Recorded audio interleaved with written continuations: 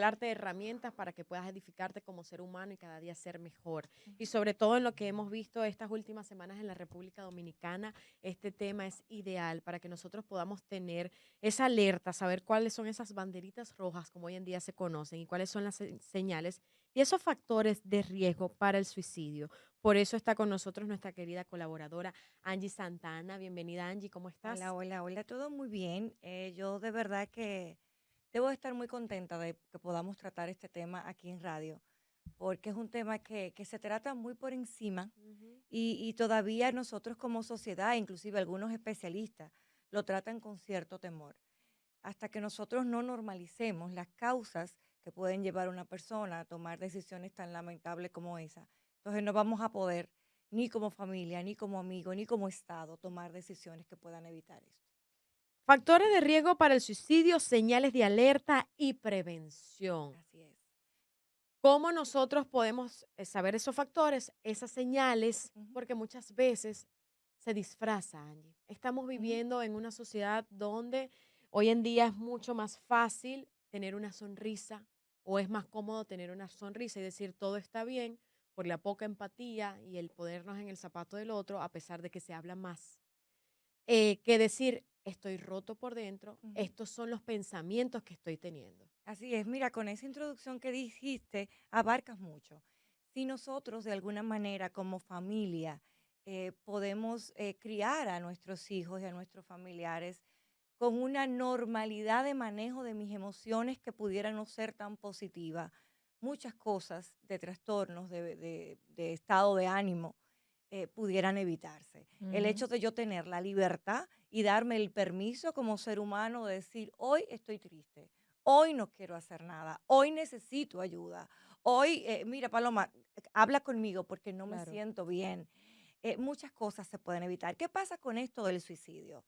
Pasa que una persona no se suicida o no toma la decisión de la noche a la mañana y toda aquella persona en un 99.9% que toma la decisión de acabar con su vida está atravesando por un trastorno del estado de ánimo y por una situación mental que si le hubiésemos puesto atención antes, esto puede evitarse. Hablando de situaciones familiares, ¿esto tiene historial también en la parte familiar? ¿Se arrastra? Yo quiero aprovechar el momento porque estamos tocando un tema bastante Sí. delicado. Si nos escucha alguna persona que no, se siente en una situación vulnerable o difícil, yo le recomiendo que cambie, que cambie. Y Sí, a los sí, familiares que se sientan identificados o tal vez no, pero es bueno siempre saberlo, que sí se queden sintonizando, porque yo sé que estos temas pueden ser, le dicen la palabra como triggering, como mm, detonantes como para neurálgicos, sí. sí, para ciertas emociones, simplemente para cuidar de la salud por la salud mental de aquellos que Bueno, no ¿es sienten que pueden ideal o no escucharlo. es ideal? Tú que eres la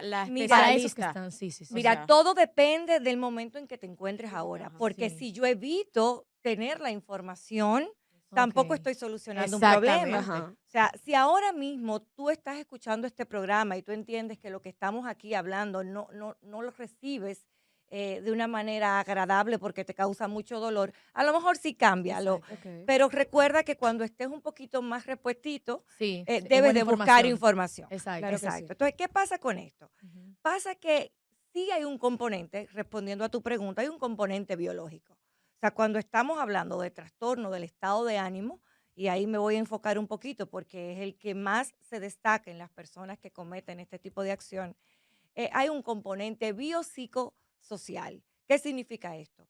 Que hay un componente biológico, un componente hereditario, que Ujú. juega un papel sumamente importante. Pero también hay una composición del pensamiento. Okey. ¿Ok? Recuerden que nosotros, eh, antes se decía que los niños, la plasticidad cerebral del infante y que se paraba ya cuando pasaba la infancia. Nuevos estudios han revelado que durante toda nuestra vida estamos nosotros formando nuestro cerebro. ¿Qué pasa con esto? Que hay personas, por ejemplo, la depresión, vamos a centrarnos en la depresión. La depresión podemos dividirla en dos partes, que es la depresión que ocurre por un factor estrictamente biológico, ¿verdad? Por antecedentes familiares y A eso se le demás. llama clínica. Se pudiera llamar clínica, se llama biológico o endógeno. Okey. Bien, entonces, ¿qué pasa con esto? Que cuando yo estoy medicada, pues ya cesan los síntomas y los signos, tú sabes, y puedo yo controlarme. Pero hay otra otra depresión que está muy asociada a mi personalidad y a la Ok. manera como yo aprendí a interpretar la vida como tal. ¿Y esto qué pasa? Pasa que la plasticidad cerebral, mis neurotransmisores y toda la composición mental, ¿verdad? Se estructura de una manera a lo mejor no tan positiva. Ok, entonces, ¿cuáles serían como esos gestos suicidas que Ujú. nos les ocurre a las personas, los pensamientos, que uno puede como determinar y decir, fue esto, o vamos a alertarnos, o vamos a tomar Claro. medidas? Mira, decir fue esto es muy arriesgado. Claro, podemos hacer un trabajo forense post muerte y podemos más o menos tener una gran acercamiento de lo que pudo ser. Yo estaba ayer en una reunión con unas personas y alguien que no es del área de la salud mental decía, yo no entiendo qué clase de loco se suicida. Para Wow. mí eso fue tan doloroso que yo tuve que pararme al baño, recuperarme y luego responderle. Es muy doloroso. ¿Qué pasa con estas personas que toman esta decisión? No están viendo la vida como la estamos viendo nosotros. Ujú. Estas personas tienen una distorsión de la realidad garrafal. Que entonces, ¿qué piensan estas personas? Mira, hay tres pensamientos básicos que pasan por una persona suicida. Pasa, esto es tan doloroso que yo no puedo aguantarlo. O sea, yo mejor me quito del camino y evito sentir este dolor tan fuerte. Ese es un pensamiento y el más común. El pensamiento segundo es, si yo me desaparezco, le estoy quitando un problema a mi familia y a Sería la mis felicidad. amistades. ¿Entiendes? Porque yo me siento tan mal conmigo y con lo que soy y con lo Ujú. que represento y con lo que es la vida, que yo siento que al estar a tu lado te voy a dañar, que voy a dañar a mis hijos, que voy a dañar a mi familia. Entonces me quito para que ellos no tengan el sufrimiento de estar conmigo, que soy un desastre. Bien. Wow. Y la otra situación es, yo no quiero enfrentar lo que yo sé que debo de enfrentar y por temor a eso, entonces también me quito del medio. Esos son los tres pensamientos principales. ¿Cómo puede un familiar ayudar a una persona que ya sabe que se encuentra en esta situación? Porque O se ha normalmente, percatado. no, y Ujú. que muchas veces han habido intentos antes. O sea, Claro. normalmente uno ve los indicios para llegar a este último final. ¿Sabes que esa pregunta Em, es interesante, Paloma? Disculpa que te interrumpa. En el sentido de que siempre existe algo previo, o sea, un intento previo. sí. Sí, eso te iba a decir. Hay muchas, no voy a decir cábalas, Claro pero que hay no. muchas formas de pensar. Dicen, por ejemplo, el que se suicida no avisa. Otro dicen, el que se suicida da señales. Ujú. Mira, no podemos totalizar Ah, ok. todo. Ujú. Lo que sí te puedo decir, nuestro deber con nuestros familiares y amigos y allegados y hasta con los vecinos es poder estar ahí para cuando yo entienda o ellos entiendan que necesitan de un apoyo mío, yo dárselo. Ok, nosotros vivimos aquí, tú los mencionaste ahorita con el tema de la poca empatía, como si viviéramos cada uno en un mundo aislado, Ujú. ¿verdad? Entonces nos tiene que tocar una situación muy de cerca para poder prestar atención. Ujú. O sea, tú no tienes idea cómo tú puedes ayudar a una persona cuando tú la ves triste y simplemente darle un abrazo y vete. O dile, estoy aquí. Si es un Cualquier cosa. desconocido, ponle la mano en el hombro. Porque es que no hay una totalidad. Ahora, claro, hay señales, porque acuérdate que cuando hablamos de estadística hablamos de lo que me ocurre. Entonces, Claro. ¿qué es lo que me ocurre? Siempre hay una señal. Que yo no la quiera ver es otra cosa.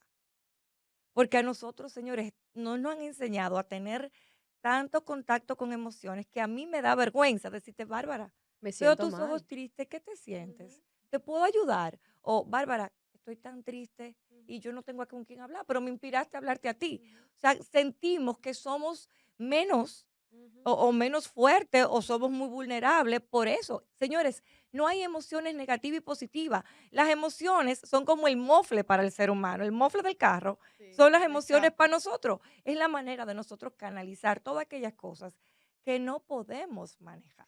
Eh, Cuando empezamos la conversación, Bárbara dijo algo que es real, que es que muchas veces todo el mundo pone como una coraza de que todo está bien, de no decir Ujú, nada, pero también está el opuesto, en el sentido de que por tanta información muchas personas pueden utilizar estas informaciones vulnerables a su ujú. propia ventaja, vamos a decir. Y lo digo porque he escuchado casos de que pasan situaciones, sea con algún niño, un adolescente o una persona adulta, que dicen es que te está manipulando. está utilizando esto y te está diciendo que está pasando esto para estar manipulándote. ¿Hasta qué punto o cómo una persona puede darse cuenta de cuando algo es real y cuando no? Ay, tan difícil, es muy difícil. Pero yo te voy a decir una cosa y te la voy a responder con una frase. Es mejor pedir perdón que permiso. O sea, independientemente te digan que es una manipulación, ayuda e interviene. Además, cuando hay una Ujú. manipulación, tú te das cuenta porque la otra persona quiere obtener una ganancia, ¿cierto? Que un permiso, que me voy de fin de semana, entonces manipula a mis padres para que me den eso. Cuando tú ves que no se está pidiendo una ganancia a cambio, no es una manipulación. Y aún se pida una ganancia a cambio, tú puedes manejarlo. Porque yo puedo muy bien decirle a mis hijos, mira, entiendo que eso te hace sentir muy mal y yo estoy aquí para apoyarte y podemos hacer diferentes cosas. Pero en este momento, ese permiso yo no te lo puedo dar para cuidarte, por ejemplo. O sea, cuando tú das esa acogida, el, Ujú. el adolescente lo va a recibir con amor y lo va a Ujú. entender, al menos que no haya una situación y un trastorno en el estado de ánimo, porque acuérdense que dijimos ahorita, una persona con un trastorno no percibe la realidad como la percibimos nosotros. Entonces, en ese caso, sabemos que la salvación es individual, Ujú, pero en el pronóstico usted como clínico, ujú, ¿qué cosas uno puede, pues, como padre quizás, ujú, puede orientar a la persona que tenga el padecimiento, ujú, cómo llevarlo hacia un ujú. profesional y cómo es ese proceso? Mira, si tú como madre, padre, te estás dando cuenta que alguien en tu casa está teniendo una situación como esta, lo primero es mostrarle tu empatía y tu apoyo, ¿ok? Y normalizar la situación. Pero fíjate que normalizar la situación no es descalificar la emoción y el Ok. sentimiento. Por ejemplo, nosotros tenemos la costumbre de decir, eso no es nada, tú eres Ujú. Ujú. fuerte. Óyeme, no, hay momentos que no quiero ser fuerte. Hay momentos que quiero sentir mi vulnerabilidad, lo que quiero es que me ayudes. Y luego que tú hagas eso, que tú recibas el dolor y el padecimiento de esta persona, pues buscar ayuda y llevarlo, acompañarlo, acompañarlo hasta el lugar, ¿verdad?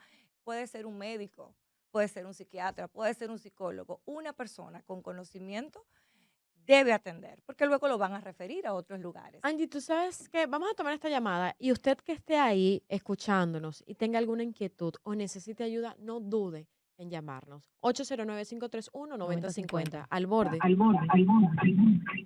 Baja el volumen. Hola, mi amor. Se perdimos Sí, esa se perdió. llamada.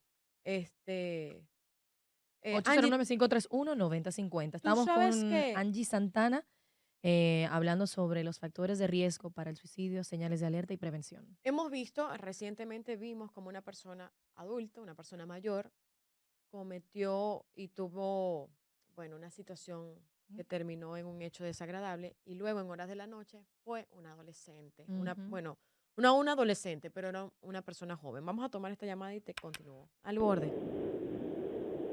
Hola, al borde. Y buenas tardes, amor. Adelante, mi Yo Buenas. amor. soy Estamos con Angie Santana. Angie bueno, me reservo el nombre, por Sí, ejemplo. adelante, no tienes que darlo. Sí, yo estoy llamando porque yo hace unos meses, de marzo para acá, me he sentido, déjame desconectar.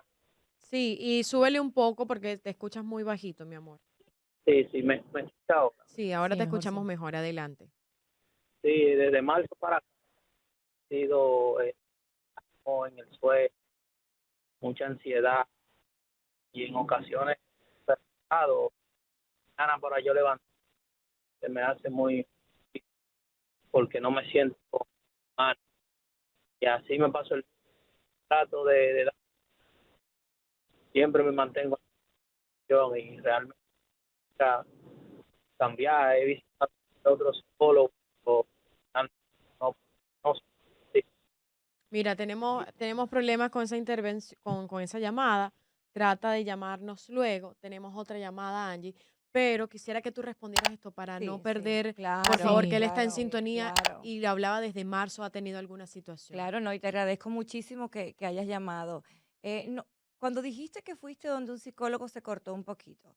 Lo que sí te puedo decir es una cosa, si fuiste donde un psicólogo y no resolviste tu situación, mira, puedes cambiar, puedes ir donde otro psicólogo o puedes ir donde un psiquiatra, ¿ok? O sea, no, como te estás sintiendo mal. Entonces, buscar ayuda ¿verdad? Puede darte una Ujú. posibilidad. Y buscar ayuda de valiente. De verdad te aplaudimos Totalmente. Claro que sí. y que expongas con nosotros tu situación, lo valoramos mucho y estamos para eso. Al borde. Gracias. Al borde, buenas. Cortó la llamada. Hola. Adelante. Sí, buenas. ¿Estoy Adelante, llamando mi a amor. Mujeres al Estamos Borde? con, sí, sí, Sí. con Angie Santana, hablando justamente de los factores de riesgo del suicidio y todas esas banderitas rojas para evitarlo. Ah, perfecto. Me gustaría hacer una pregunta Adelante, mi acerca amor. de eso.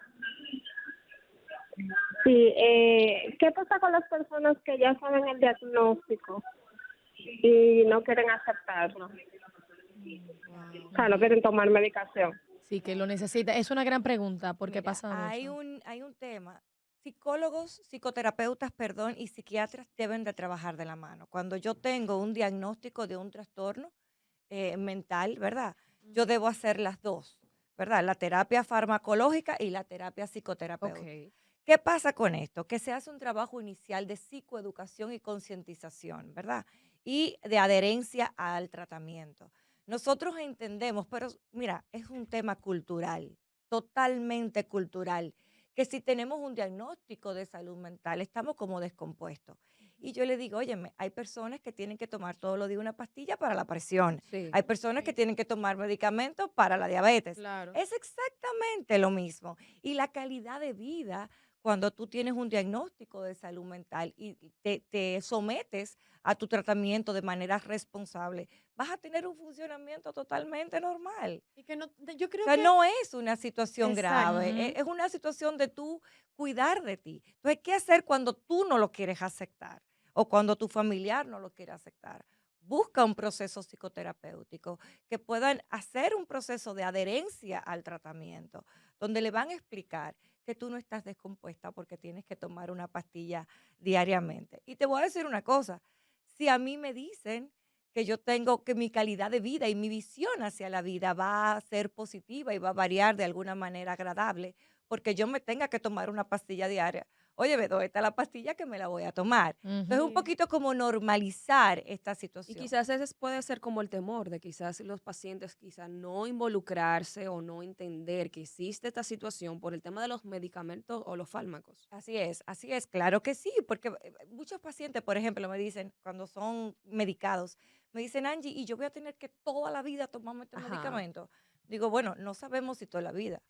Pero ¿cómo tú te has sentido antes y después? No, muy bien ahora, pero olvídate ¿Y de cómo eso. se dejan Exacto. esos fármacos después de Mira, estar en un un tratamiento? tratamiento, estoy hablando de la generalidad, un Sí. tratamiento farmacológico de psiquiatría no va a durar menos de 6 meses. Sí. Ok. Ujú. Ok, luego comenzamos a bajar dosis y Claro. luego vemos la reacción del paciente, a ver si Para quitamos o no regularizar, y exacto. regularizamos. Pero siempre debe de haber, debe estar acompañado de un trabajo terapéutico para cuando tú quites fármacos, ya el trabajo que se hizo con la psicoterapia haya puesto su función en el cerebro y en el funcionamiento de esta persona.